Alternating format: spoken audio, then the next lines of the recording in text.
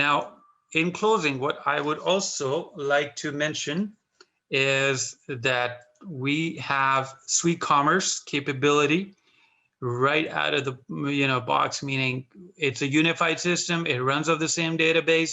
You don't have to do any syncing between eCommernce database and the ERP system. So it's all part of the same platform.